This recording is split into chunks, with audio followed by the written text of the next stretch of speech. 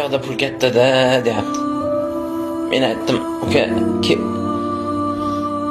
qori bo'laman deb orzuqi, sportchi bo'laman deb orzuqi, olim bo'laman deb orzuqi, kep musofir bo'laman deb ham orzu qilasanmi desam, boyagi bola kulyapti. Uka, hech qayerda yotqizib non bermaydi. Hamma joyda qiyinchilik bo'ladi. Pulni supurib olmaysan.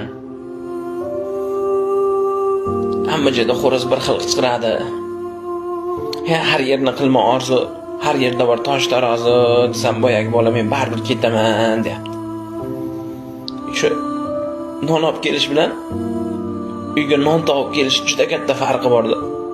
Shu yoshligida non olib kelish uchun do'konga chiqqan bolalar hozir katta bo'lib non topib kelish uchun musofir yurtga ketyapti-da.